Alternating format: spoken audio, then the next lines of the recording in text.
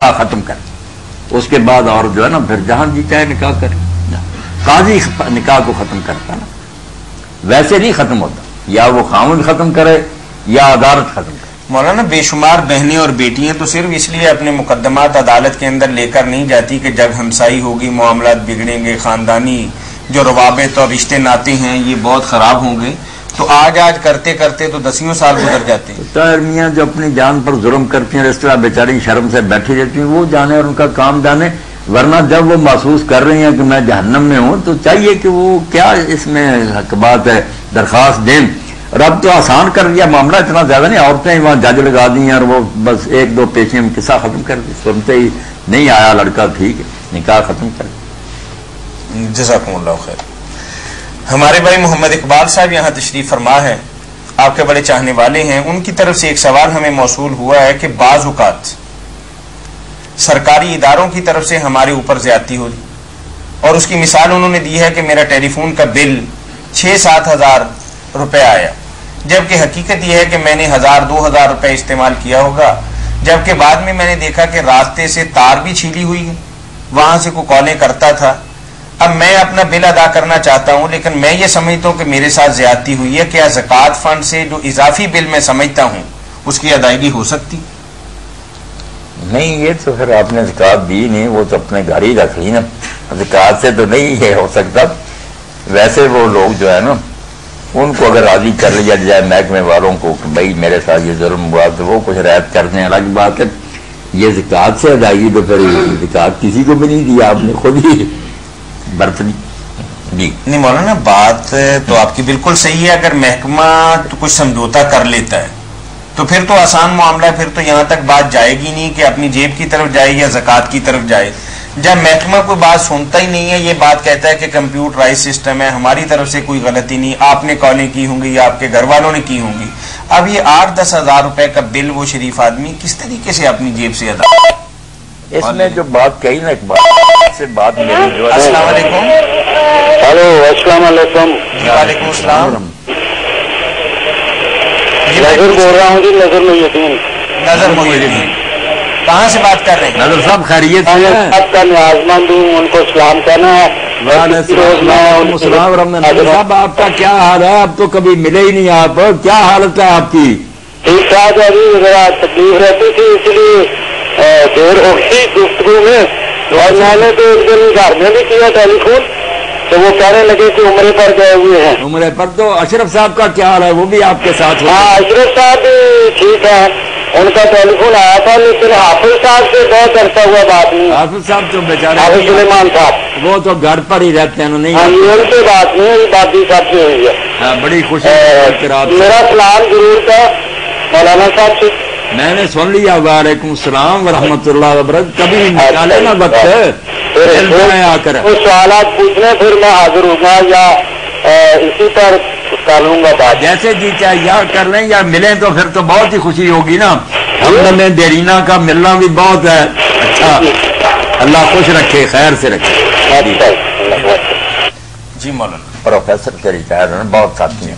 جی تو اقبال صاحب کی بات میں کچھ مجھ سے غلطی ہوگی. محکمے سے بھی اس بارے میں نہیں کرنا چاہیے. محکمہ نا خود ظلم کرے نا، کوئی بل بڑھا کر پھر تو ٹھیک بات ہے، ان کا منہ کالا کر کے تھوڑا بہت رعایت لے لے، وہ حرام کھاتے ہیں، ہمیں تو گناہ نہیں ہوگا. مگر یہ جو ہے نا کوئی چھیل لی تھی کرتا رہا. اب بجلی تو خرچ ہوئی نا امت کی، قوم ساری کا تو ہوا خرچہ. اب کسی نے کیا یا ان کو بل آ گیا تو اب یہ محکمے کو اگر دے دیں تو پھر ملک کے ساتھ تو زیادتی ہوگی.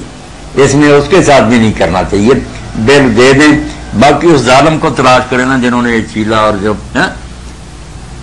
یہ المظالم المشترکہ جو نا ان کا بہت خیال رکھنا چاہیے کہ جو حکومت سے اور ملک سے متعلقہ ہے نا ٹیکس وغیرہ، ان میں نہیں کرنا چاہیے. بے شک وہ صحیح استعمال کریں گے. یہ 14-15 کروڑ آدمی کے ساتھ ظلم کرنے والی بات ہے. جی وعلیکم السلام ورحمۃ اللہ.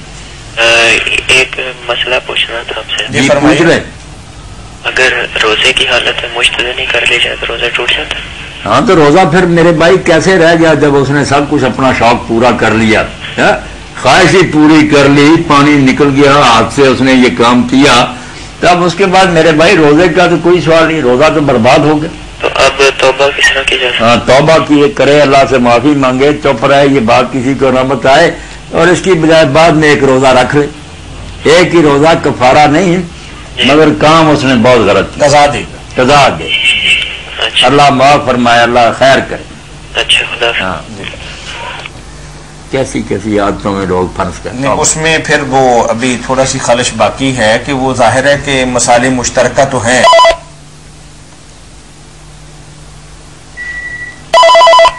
السلام علیکم.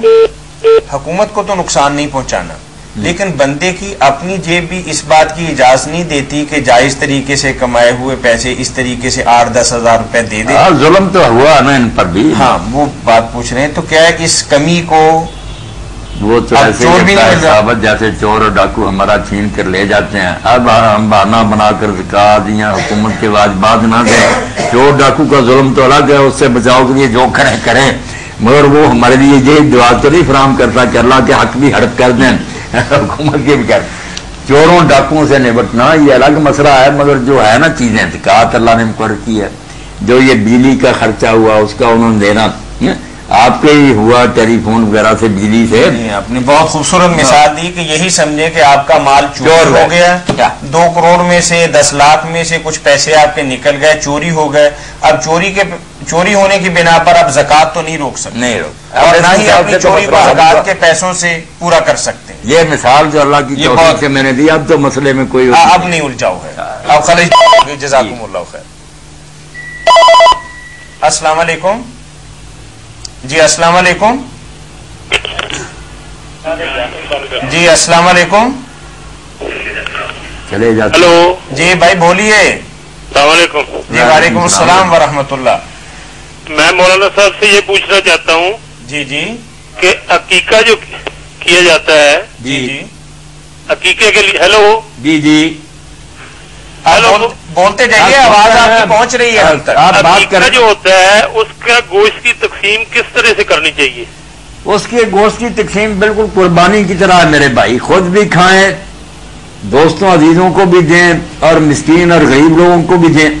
پکا کے دوستوں کو کھلایا جا سکتا ہے عزیزوں یہ تو کھلا دیں تو پھر تو بہت ہی عمدہ بات ہے. آپ نے نمک مرچ بھی ڈالے، مسالے ڈالے، گھی ڈالا، پیاز ڈالے، گوشت ڈالا. یہ تو بڑی اچھی بات ہے کہ لوگ پکاتے، بیچارے تکلیف ہوتی. تو یہ افطاری میں دیا جا سکتا پکائی روٹی ان کے سامنے رکھ دی. افطاری میں پوچھ رہے ہیں مولانا. افطاری میں دیا جا سکتا ہے؟ افطاری میں بھی دیا جا سکتا. حقیقہ بھی ہو گیا، اور دوست اور مسکین جو کھا بھی گئے، کوئی بات نہیں. حقیقہ اس میں بھی خرچ ہوگا، یعنی افطارہ بھی تقسیم پکا کے کھلایا جا سکتا ہے؟ کھلایا جا سکتا. لیکن اس میں رعایت رکھیں کہ صرف رشتہ دار ہی نہ بلائیں، مسکینوں اور غریبوں کو مسکینوں بھی کو ساتھ بلانا شامل چاہیے. کریں. وہ تو لوگ ادھر ادھر کے محلے دار بھی ہوتے ہیں، دوست آپ بھی ہوتے بلائیں گے ہیں، تو آئیں گے بلائیں نا؟ گے. سبھی ہوں گے. جی انشاءاللہ. مسکینوں کو بھی کہہ دیا کرے نا. میں نے دیکھا نا شادیوں میں ہم لوگ جو ہے نا لوگوں کو کھلاتے رہتے اپنے عزیزوں کو. اگر کوئی مسکین آئے ہم کہہ دیتے ہیں ابھی یار آدمی کھا رہا ہے، ان کو آدمی نہیں سمجھتے. ایسا ظلم نہ ہو. غریب بھی اللہ کے بندے ہیں، احترام سے انہیں بٹھائیں، ساتھ کھلائیں. اللہ قبول فرمایا عقیقہ. جی بڑی مہربانی جی. بہت شکریہ بھائی. مولانا بہت اچھی مثال کے ساتھ آپ نے بات واضح کی کہ بالکل کافی ہوگی. جی السلام علیکم. وعلیکم السلام. جی مولانا صاحب ہیں؟ جی ہیں. جی میں نے ان سے یہ پوچھنا ہے کہ میں نے یعنی کہ اگر بغیر داڑھی کے تراویح وغیرہ پڑھائی جائے یا جماعت وغیرہ کروائی جائے تو وہ کیا جائز ہے یا نہیں؟ تراویح اور جماعت تو فرضوں کی بھی سب جائز ہیں بھائی، اگر قرآن میں صحیح آتا ٹھیک طریقے سے. جی بالکل. مگر یہ داڑھی مڈانا کوئی نیک کام تو نہیں نا. ہاں جی وہ تو صحیح ہے. یہ تو سمجھے نا کہ داڑھی مڈانے کو حضور نے مشرکین اور مجوس کا عمل کا حکم دیا کہ داڑیاں بڑھاؤ. یہ بھی کہا کہ جو چیزیں دین فطرت کا حصہ 10 ان میں فاور لیا کہ داڑیاں رکھو. انبیاء کی سنتیں یا یہ اب کتنے طریقوں سے حضور نے سمجھائی یہ بات داڑھی کی. حالانکہ عموماً اتنی تاکید نہیں کی، ایک آدھ حدیث فرما دیتے تھے. یہ کئی ڈھنگ سے کہ یہ سنن المرسلین میں سے ہے، فطرت میں سے ہے، مڈانا مشرکین اور مجوس کا عمل ہے. حکم دیا کہ بڑھاؤ. اب